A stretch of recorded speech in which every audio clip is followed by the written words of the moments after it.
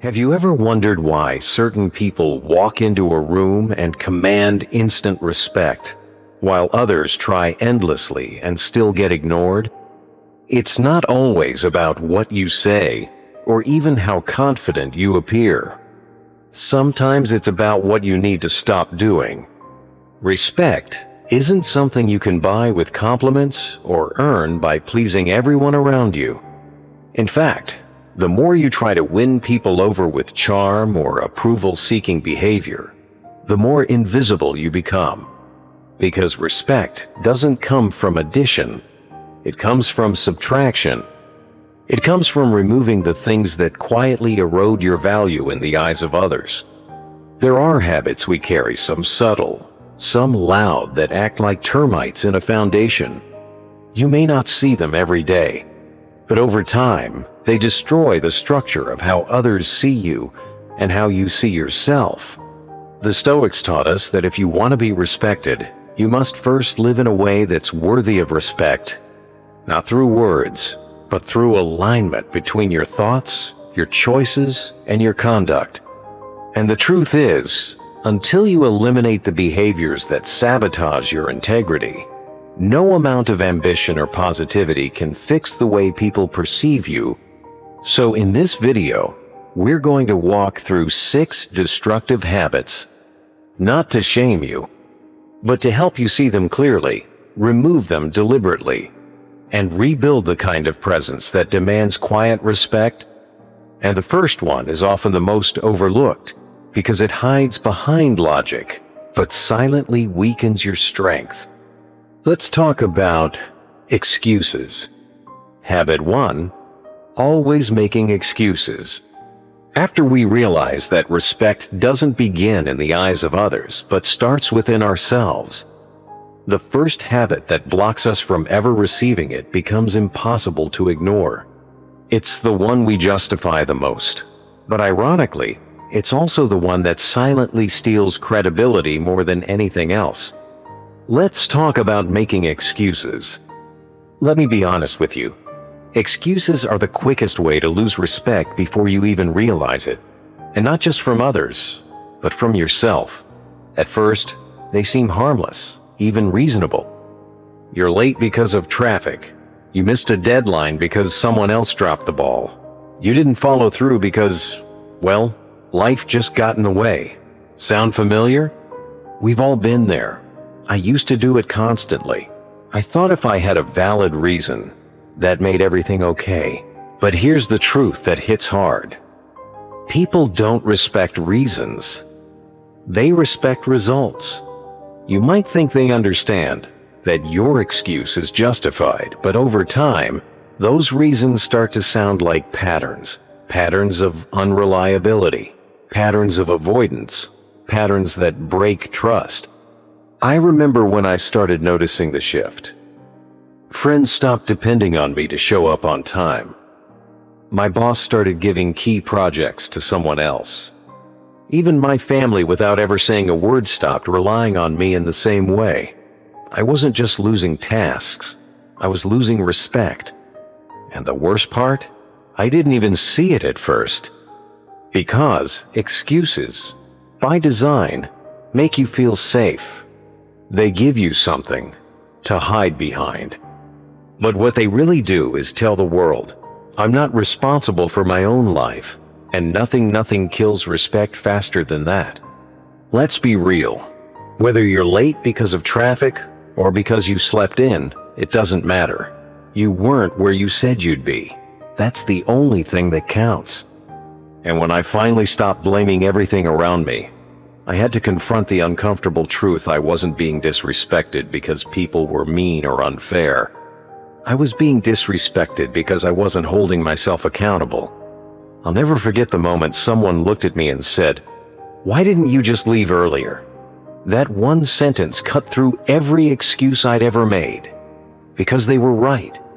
Every time I offered an excuse, what I was really doing was surrendering control. I was telling the world, this isn't my fault. I don't run my own life. But here's what changed everything. When I started owning my failures, something powerful happened. People started trusting me again. The energy shifted. I could see it in the way they listened to me, how they spoke to me, how they showed up for me. I stopped saying, "Sorry, traffic was bad," and started saying, "That was my mistake. I'll do better next time." No drama, no excuses, just ownership. And people respected that more than any performance or empty apology ever could. Why? Because ownership is strength. Deflection is weakness.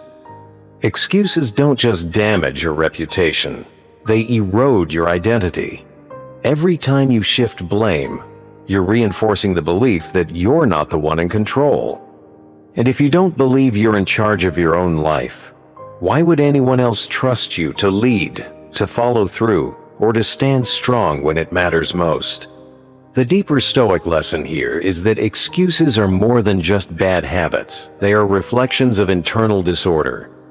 They come from a place that resists responsibility, that fears consequences, and that still clings to the illusion that external forces are always to blame. But Stoicism demands better from us. It asks us to remove delusion and to replace it with discipline. To take ownership of our choices, no matter how small, because in those choices, character is revealed. Respect doesn't grow from perfection. It grows from reliability, from accountability, and from self-respect. And all three begin when you stop hiding behind your reasons and start standing inside your responsibility. So ask yourself, what excuse have you been using lately, and what truth have you been avoiding? Because the longer you make room for excuses, the less space you leave for respect. And now, let's move on to the second habitone that's equally destructive, but often disguised as harmless comfort: laziness. Habit 2. Being lazy. Once you start catching your excuses before they leave your mouth, you begin to reclaim your self-respect. But there's another habit that will quietly rob you of the respect you're trying to earn on, that speaks louder than any excuse. Let's talk about laziness. Here's the truth. If you're lazy, you won't be respected, and you shouldn't be. That might sound harsh, but it's reality. You can be talented, intelligent, full of vision, but if you choose to sit still, if you coast through life avoiding effort, then all that potential becomes meaningless. Because the world doesn't reward potential, it rewards action. And laziness? It's not just inaction, it's the most visible form of wasted potential. I used to believe I could rely on my natural ability, that being clever was enough to earn me a place at the table. I did the bare minimum, just enough to get by, and figured that would be fine. And for a while, it worked on the surface. People said I was smart, capable. He's got potential, they'd say. But deep down, I could tell they didn't take me seriously. They admired the possibility, but they couldn't respect the person. Why? Because laziness isn't a lack of ability, it's a lack of effort. And effort is what earns trust. It's what earns respect. I'll never forget the moment this became painfully clear. I was working on a group project, and while everyone else was putting in real work, I coasted. I thought I could wing it, contribute just enough, and let the others carry the load. But when it came time to present, the imbalance was undeniable. Their effort shone through. Mine didn't. And the look in their eyes afterward? Quiet disappointment, not anger, just the absence of belief. That moment stung, because I hadn't just let the team down, I had let myself down. And the damage wasn't about that one presentation, it was about what it revealed. People could see that I wasn't pulling my weight, that I wasn't committed, that I wasn't someone they could count on. And once that becomes your reputation, regaining respect is an uphill battle. Laziness is deceptive. It whispers, "No one will notice." But people always notice. They see when you avoid responsibility, when you cut corners, when you dodge discomfort. And the worst part? It's contagious. When you choose laziness, it pulls others down too. They stop counting on you. They stop expecting effort. And eventually, they stop respecting you altogether. That's the real danger, not just being seen as lazy, but becoming someone no one expects anything from. Here's the deeper truth. Laziness isn't just a bad habit. It's a mindset, a subtle form of self-sabotage. Every time you choose ease over effort, you're reinforcing the belief that growth isn't worth it. That comfort is more important than purpose. But no one respects someone who chooses comfort over growth. I had to learn this the hard way. I used to think that avoiding hard work made me efficient, that I was being smart, saving energy, avoiding stress. But what I failed to see is that lasting success isn't just about what you know. It's about what you do consistently, especially when you don't feel like doing it. Respect doesn't go to those who dream.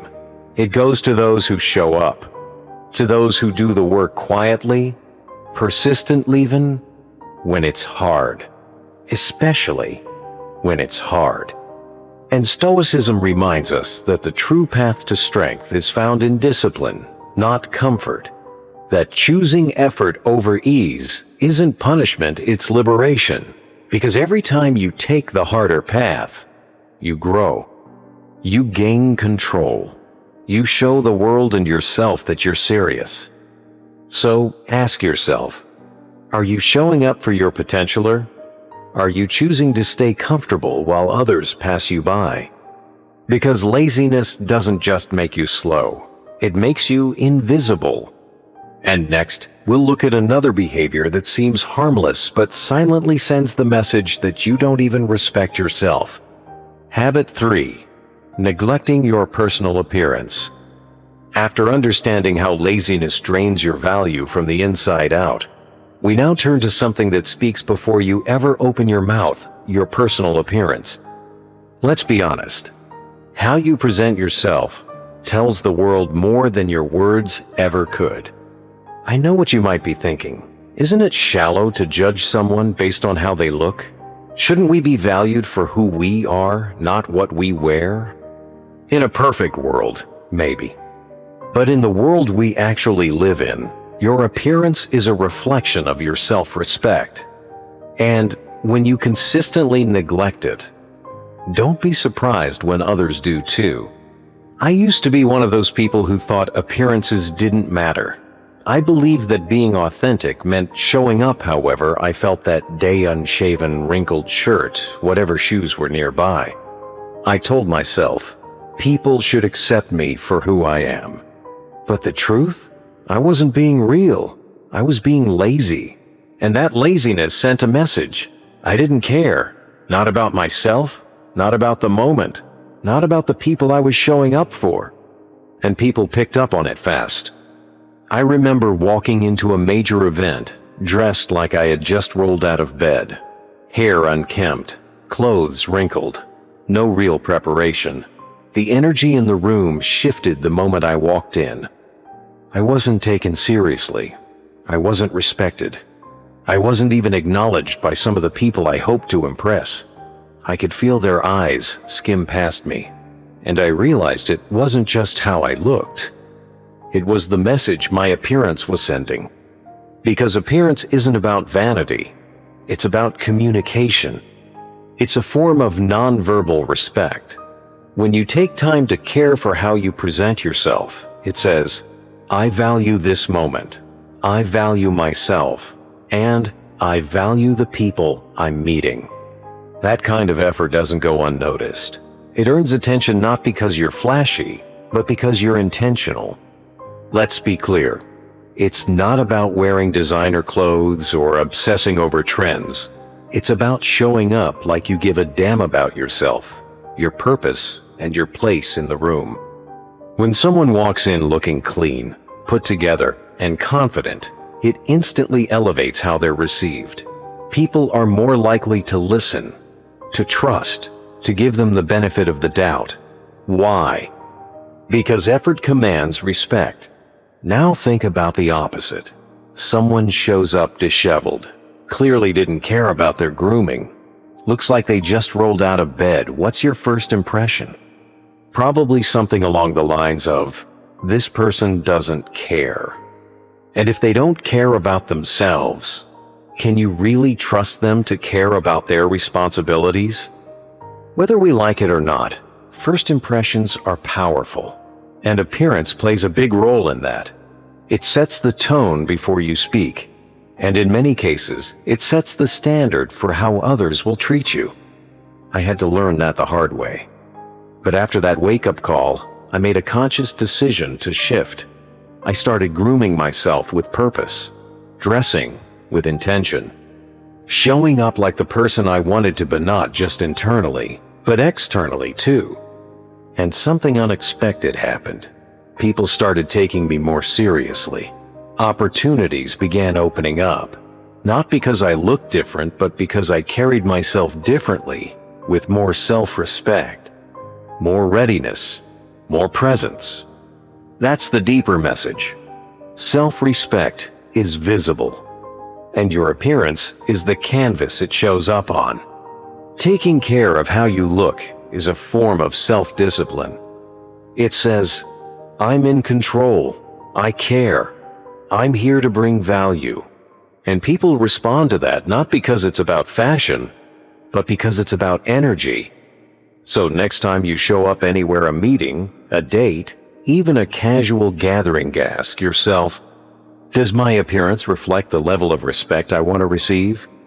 Because when you start presenting yourself like someone who matters, the world will start treating you that way.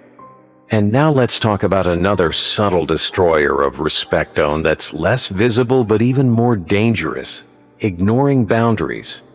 Habit 3. Neglecting your personal appearance.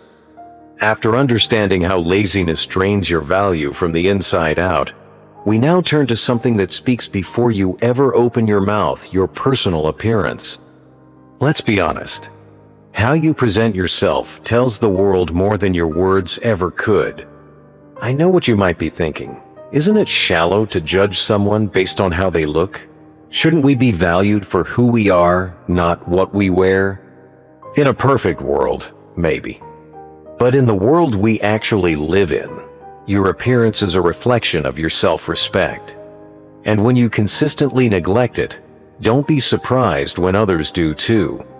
I used to be one of those people who thought appearances didn't matter.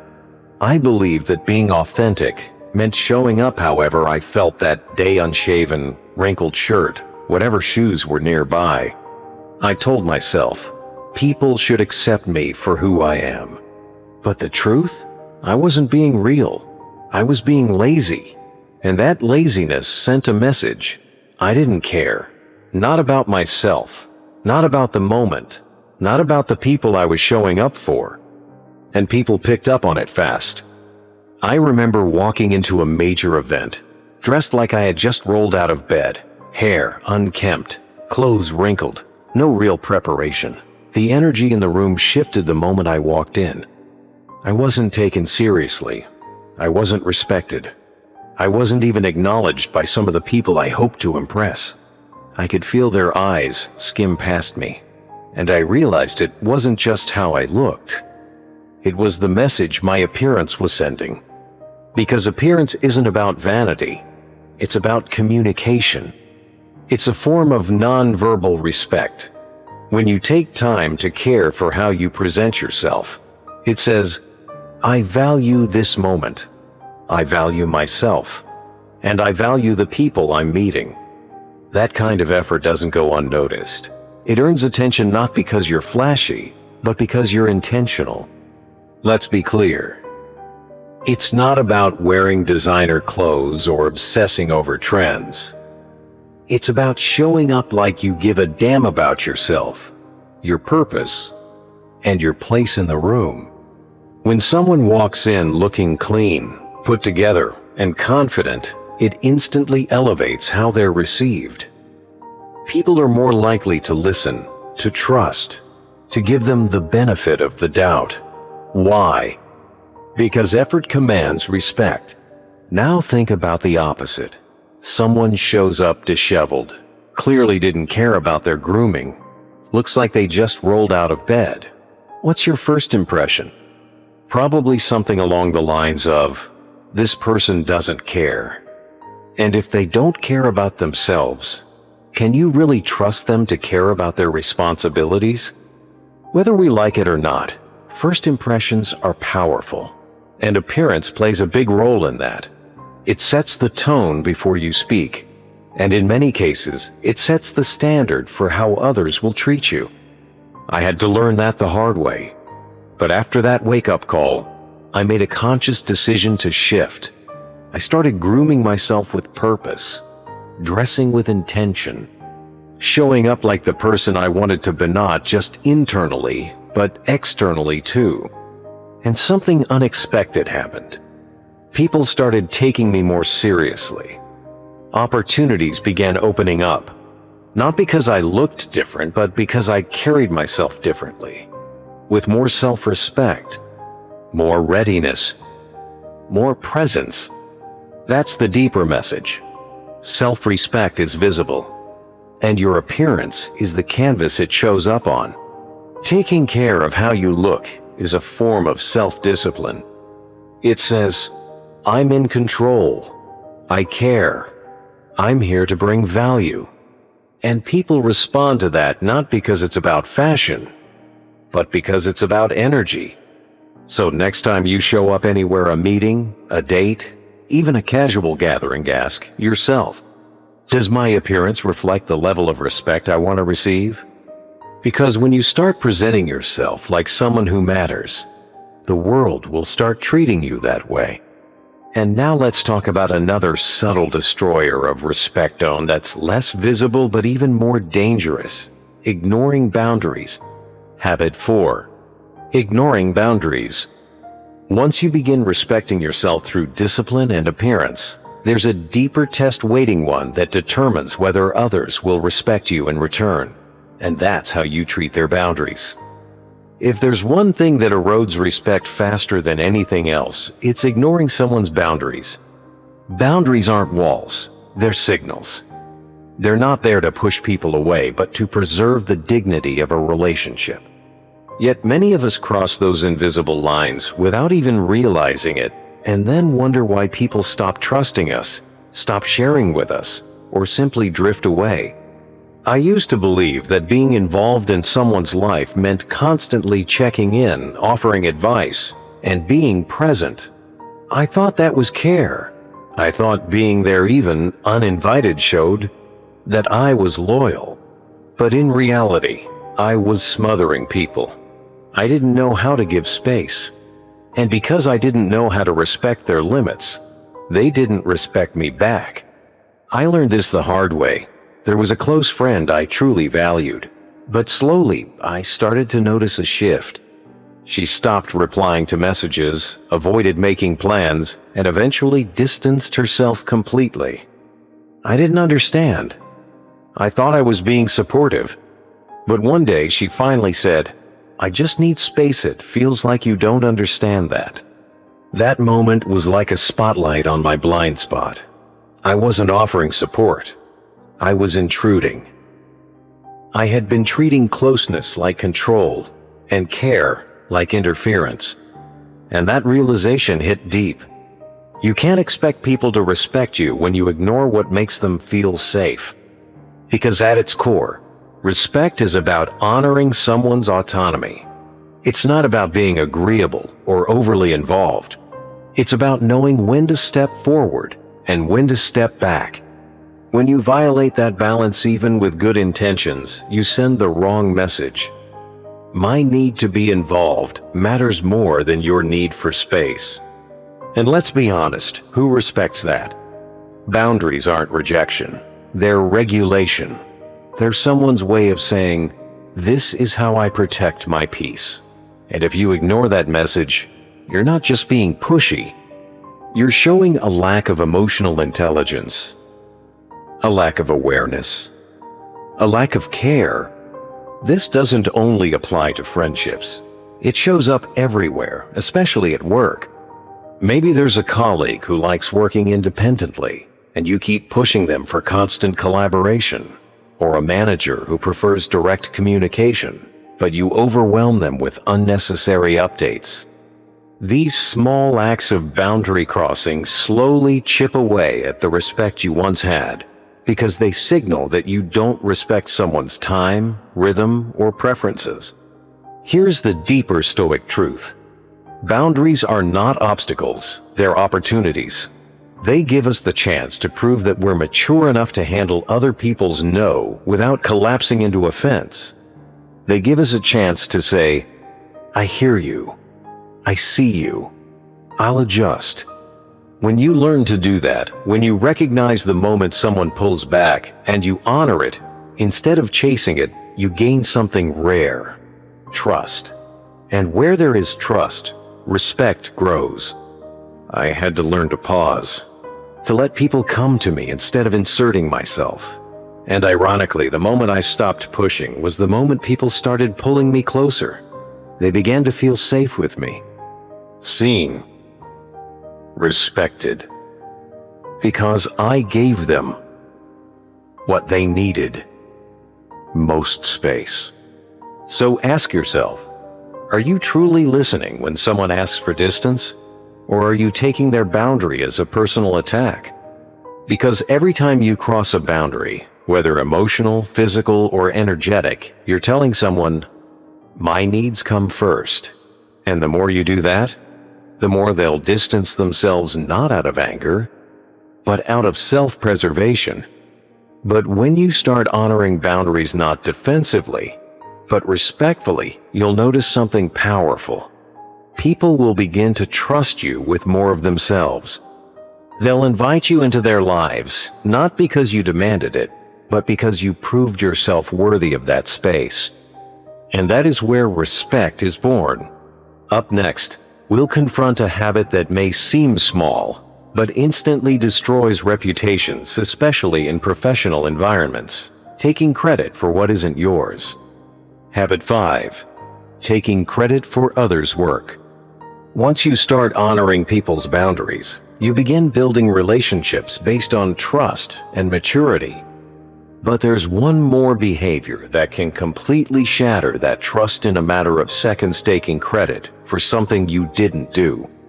Let's not sugarcoat it.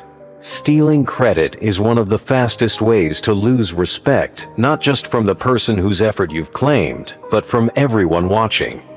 It's a habit that quietly screams insecurity, selfishness, and a lack of integrity. And once people start to question your honesty, rebuilding that trust becomes a steep uphill climb. I'm not proud of this, but I've been there. Early in my career, I was hungry for recognition. I wanted to be noticed, to stand out. So when our team completed a project, I made sure my words during the presentation painted a picture that placed me at the center. I didn't lie outright, but I subtly phrased things to make it sound like I had done more than I actually had. I let the spotlight fall on me, knowing deep down that someone else had carried more of the weight. At first, it felt good. The praise, the nods, the sense of accomplishment. But deep inside, I knew it wasn't real. And sure enough, the truth caught up with me. My colleagues saw through it. Others began to notice. The admiration that had lifted me up quickly turned into quiet doubt.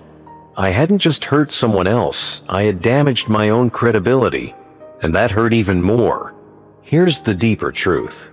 When you take credit for someone else's work, you're not showing confidence, you're showing fear. You're signaling that you don't believe your own contribution is enough. That you need to borrow value because you don't fully trust your own. And Stoicism reminds us, anything built on illusion is weak at the foundation. This habit doesn't just harm the person you take credit from, it sabotages your long-term growth. It turns teammates into skeptics. It makes people question your motives. And worst of all, it creates a reputation that's hard to erase. I've seen talented people lose out on promotions, collaborations, and even friendships, not because they weren't capable, but because others didn't trust them. And trust, once broken, is hard to earn back. Think about what you're actually taking when you steal credit. You're not just taking recognition, you're robbing someone of a sense of fulfillment, of being seen, of being valued. And in return, you're building your success on someone else's sweat while pretending it's your own. That's not leadership. That's betrayal. And here's something people don't talk about enough. Even if you're not caught in the moment, people remember. They may not call you out, but they'll carry that memory. They'll be slower to trust you, slower to collaborate, slower to include you in anything that matters. But here's the good news. You can flip the script. True leaders share the spotlight. They don't diminish their own worth by celebrating others, they amplify it. When you say, "This wasn't just me, this person really brought the vision to life," you're not lowering your value, you're raising your reputation, because it shows security, fairness, maturity. And those are the traits that earn real, lasting respect. Success built on borrowed credit is hollow. It looks good for a moment, but it collapses under scrutiny. Real success is honest, transparent, shared. It's built with others, not on top of them. So if you've made this mistake, and many of us have, start by owning it. Apologize if needed. Acknowledge the contributions that were overlooked. It's not weakness, it's strength. And from that moment forward, make it a principle. Always give credit where it's due. Not just because it's ethical, but because it's wise. Because when people know you're someone who uplifts others, who celebrates team wins, and who plays fair, they'll trust you more deeply. They'll want to work with you. And most of all, they'll respect you. And now, we move into one of the most subtle, yet destructive habits of emotional reactivity. Because nothing reveals weakness faster than someone who can't control their emotions. Habit 6. Being emotionally reactive. So far, we've talked about actions, choices, and habits that quietly shape how others perceive you. But there's one final habit that shatters respect faster than any of them being emotionally reactive. Emotional reactivity doesn't always mean exploding in anger or slamming doors. It's broader and more dangerous. It's about letting your emotions run the show, about allowing your mood to dictate your words, your tone, your decisions. And when people see that you're led by your emotions instead of reason, they instinctively lose trust and, along with it, respect. I've been there. I remember a time in my life when I was ruled by my feelings. If something bothered me, I'd snap. If someone criticized me, I'd shut down, raise my voice, or storm off in frustration. At the time, I thought I was standing up for myself, showing passion, being real. But looking back, it was embarrassing. I wasn't displaying strength, I was displaying instability. And that's the painful truth. People don't respect someone who can't even manage their own internal state. Think about the people you admire most. The ones who stay calm when things fall apart. The ones who take feedback without becoming defensive. The ones who handle stress with quiet strength. Those are the people others trust, with leadership, responsibility, and deep connection. Because stability is strength. But when you're emotionally reactive, you send the opposite message. You're telling the world, I'm unpredictable, I'm fragile, I might lose it at any moment. And that kind of presence makes people walk on eggshells, not because you're powerful, but because they're afraid of triggering you. Here's the deeper insight. Emotional outbursts don't signal strength, they signal insecurity. You lash out when your ego feels threatened. You cry, shout, or shut down when your sense of control is slipping. But instead of regaining control, what you're really doing is surrendering it. I once worked with someone exactly like that. Talented, creative, intelligent, but constantly reactive. In meetings, if someone disagreed with her idea, she'd either explode or completely check out. It didn't take long before people stopped, including her in real conversations. They didn't trust her to handle feedback. And no one wants to collaborate with someone they have to tiptoe around. She didn't lose opportunities because she wasn't smart. She lost them because people didn't feel safe around her emotionally. And let's be real, you've seen it too. Someone yelling uncontrollably, crying at minor conflict, or throwing tantrums. Did you feel admiration, or did you feel secondhand embarrassment? Respect and emotional control are inseparable. When you lose one, the other usually follows. But why does this happen? Why are we so quick to snap? Most of the time, it's fear. Fear of being wrong. Fear of being rejected. Fear of losing control. So we try to grab that control back through volume, through emotion, through force. But Stoic wisdom flips that idea on its head. It teaches us that true power is quiet, calm, grounded. The Stoics believed we can't control what life throws at us, but we can always control how we respond. That's the mark of character. That's where real strength is forged. And here's the truth. When you can stay calm under pressure, when you take a breath instead of lashing out, you don't just gain respect from others, you gain control of the moment itself. Because when your emotions settle, your thinking sharpens, your words carry weight, your choices have clarity. I remember a moment with a close friend in argument that escalated fast. I felt the heat rise in my chest. My mind was already spinning with what I'd say next. But something inside paused. I realized that if I exploded, I'd say something I couldn't take back. I'd damage a friendship that mattered. So I didn't. I breathed. I listened. I stayed present. And because of that, we had a real conversation instead of a screaming match. We came out stronger, not because I won, but because I stayed in control. That's what respect is built on. Not noise, not dominance, but emotional integrity. So ask yourself, who's really in charge, your emotions or your values? Because if you want to be respected, not just liked or tolerated, you have to be someone others feel steady around.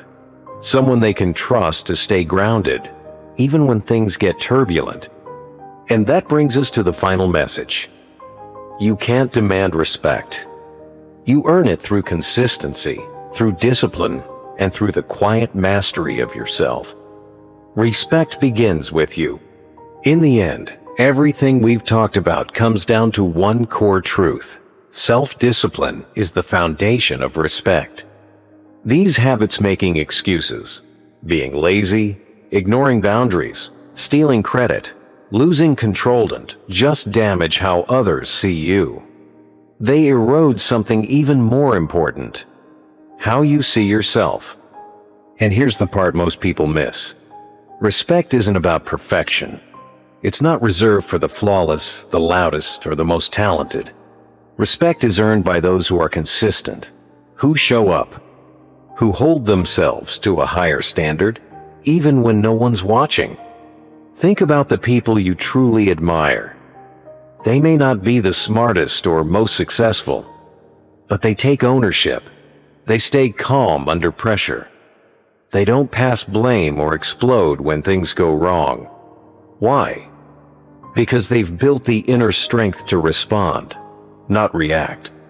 If you've ever wondered why people don't take you seriously or why your voice doesn't carry the weight it should, look inward.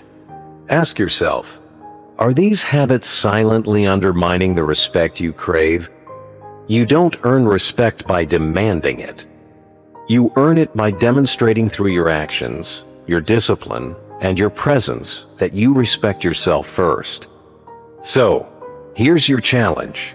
Don't just watch this video and nod. Choose one habit, just one that you know has been holding you back. Call it out and commit to removing it. Because once you start honoring yourself through action, the world can't help but notice. And that, my friend, is where real respect begins.